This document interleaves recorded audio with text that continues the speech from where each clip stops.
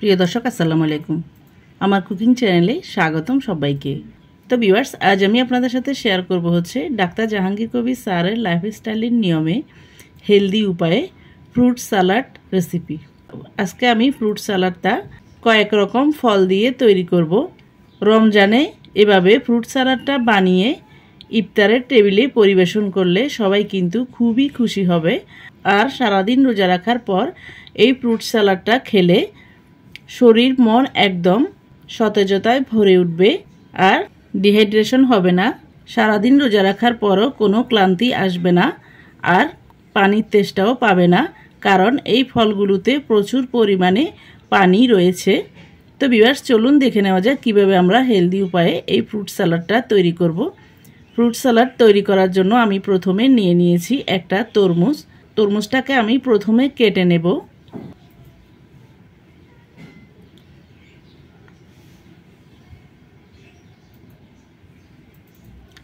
আমি এখানে ফ্রুট সালাডের জন্য এই 2 টুকরো তরমুজ ব্যবহার করব।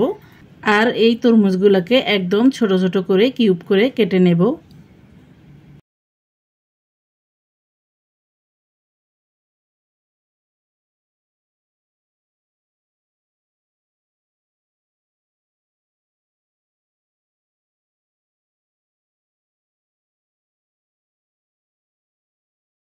তো ভিউয়ার্স, দেখতে পাচ্ছেন আমি তরমুজগুলোকে একদম ছোট ছোট করে কিউব করে কেটে নিয়েছি।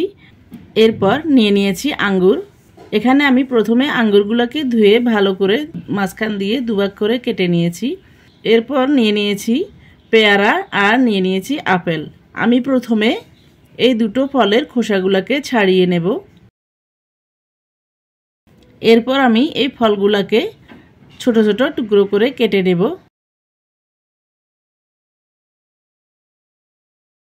ঠিক যেভাবে আমি তরমুজটাকে ছোট টুকরো করে কেটে নিয়েছি, ওইভাবে আমি পেয়ারা আর আপেলগুলোকেও ছোট টুকরো করে কেটে নেব।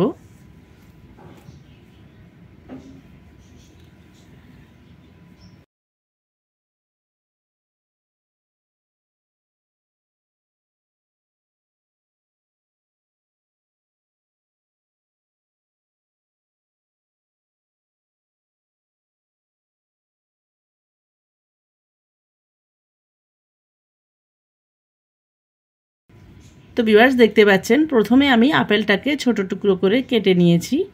এরপর আমি পেয়ারাটাকে ছোট টুকরো করে কেটে নেব।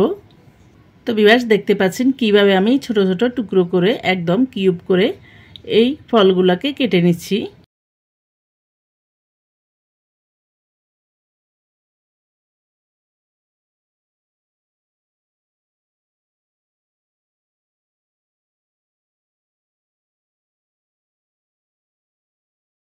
দেখতে পাচ্ছেন দুটো ফল আমি ছোট ছোট করে কিউব করে কেটে নিয়েছি। এরপর ফ্রুট সালাড তৈরি করার জন্য আমি নিয়ে নিয়েছি একটা মিক্সিং বোল। মিক্সিং বোলে আমি প্রথমে তরমুজের কিউবগুলোকে দিয়ে দিয়েছি।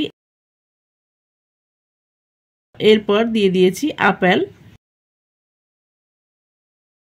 এরপর দিয়ে দিয়েছি পেয়ারা। দিয়ে দিয়েছি আঙ্গুর। এরপর দিয়ে দেব স্বাদ মতো পিঙ্ক সল্ট। এখানে আপনারা চাইলে নর্মাল লবণটাও ব্যবহার করতে পারেন। এরপর দিয়ে দেব 1 চিমটি পরিমাণ লাল মরিচের গুঁড়া।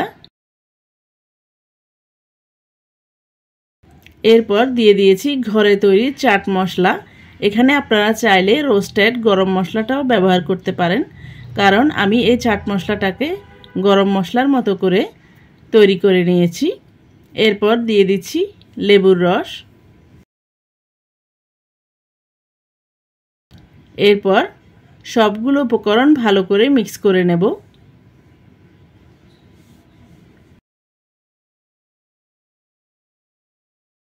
তো ভিউয়ার্স, দেখতে পাচ্ছেন কত সহজে আমাদের ফ্রুট সালাডটা তৈরি হয়ে গেল। রমজানে এভাবে ফ্রুট সালাডটা বানিয়ে ইফতারের টেবিলে পরিবেশন করলে সবাই কিন্তু খুবই খুশি হবে। আর এরকম প্রচণ্ড গরমে এই ফ্রুট সালাডটা খেলে শরীর মন একদম সতেজতায় ভরে উঠবে আর সারাদিন রোজা রাখার পরও কোনো পানির তেষ্টা পাবে না, শরীরে ডিহাইড্রেশন হবে না, শরীরে কোনো ক্লান্তি আসবে না। তো ভিউয়ার্স, আপনাদের সবার কাছে অনুরোধ থাকবে আমার আজকের এই ফ্রুট সালাড রেসিপিটি যদি ভালো লাগে তাহলে বাসায় একবার হলেও ট্রাই করবেন।